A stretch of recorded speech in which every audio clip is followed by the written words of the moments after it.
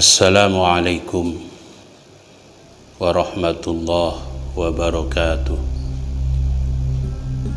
Alhamdulillah, wassalatu wassalamu ala rasulillahi Muhammad ibn Abdillah wa ala alihi wa sahbihi wa man tabi'ahu wa wala. La hawla wa la quwwata illa billah, amma ba'du. Saudara-saudaraku muslimin muslimat, shaimin shaimat, ikhwan akhwat rahimakumullah. Ada 4 golongan manusia yang dirindukan oleh surganya Allah Subhanahu wa ta'ala. 4 golongan manusia yang dirindukan surganya Allah ini yang disampaikan oleh baginda Rasulullah sallallahu alaihi wasallam di dalam salah satu hadisnya, al-jannatu mushtaqatun ila arba'ati nafarin talil Qur'an wa hafizil lisan wa mut'imil ji'an was-shaimina fi syahri Ramadan. 4 golongan manusia yang dirindukan surganya Allah. Yang pertama, kata Nabi, talil Quran, orang-orang yang gemar membaca Al-Quranul Karim. Membaca Al-Quran yang bagaimana? Yang menjadikan dirinya dirindukan oleh surganya Allah. Para ulama mengatakan membaca Al-Quran terbagi menjadi 3 bagian. Yang pertama, yang dinamakan Iqra bil lisan, membaca Al-Quran dengan lisan. Artinya kita membaca ayat-ayat suci Al-Quran kalimat demi kalimat dengan lisan kita, dengan ucapan kita. Tentu kita harus paham Al-Quran bukan koran, Al-Quran bukan bacaan biasa. Sehingga pada saat kita membaca Al-Quran, bacaan kita harus mengikuti kaidah yang disampaikan oleh para ulama ahli tajwid. Sehingga bacaan kita tidak seenaknya sendiri. Bacaan kita mengikuti aturan-aturan ilmu tajwid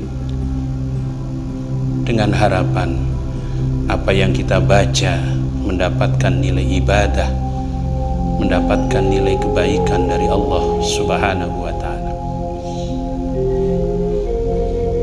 Sebab pada saat kita membaca Al-Quran tidak mengikuti kaidah ilmu tajwid, sehingga bacaan kita banyak yang salah, maka bukan kebaikan, bukan pahala yang kita dapatkan.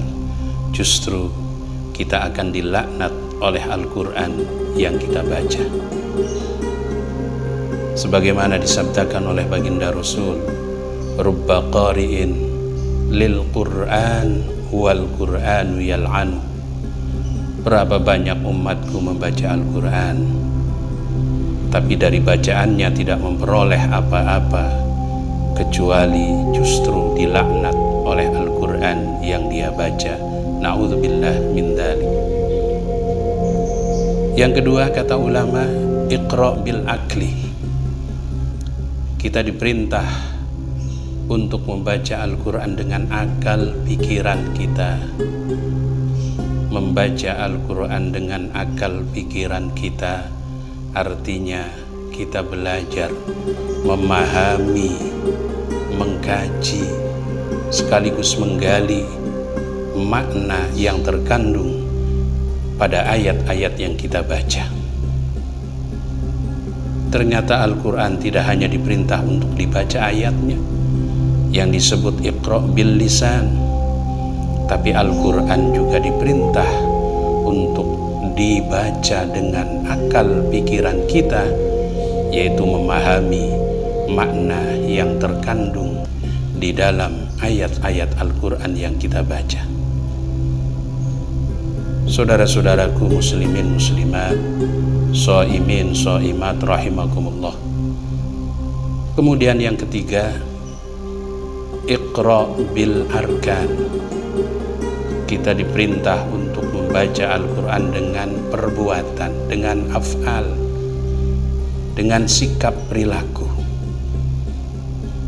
Artinya tahapan demi tahapan ini harus kita jalani.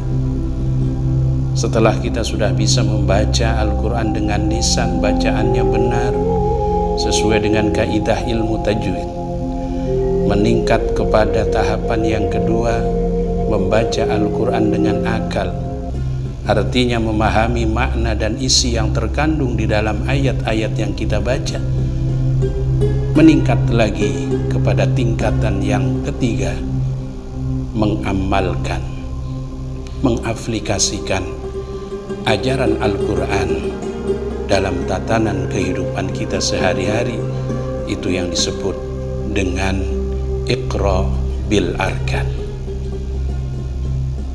Manakala kita sudah membaca Al-Quran dengan lisan, kita sudah membaca Al-Quran dengan akal dan pikiran, kemudian kita sudah bisa membaca Al-Quran dengan amal perbuatan, yakin kita termasuk golongan orang yang dirindukan oleh surganya Allah Subhanahu wa Ta'ala.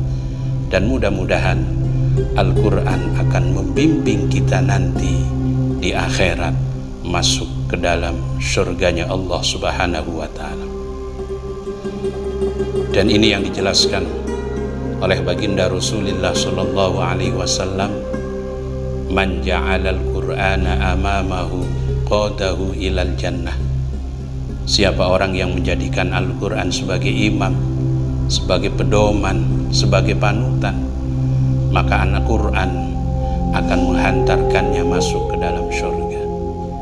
Menjadikan Al-Quran sebagai imam artinya Al-Quran dibaca ayatnya, Al-Quran dipahami maknanya, kemudian Al-Quran diamalkan ajarannya.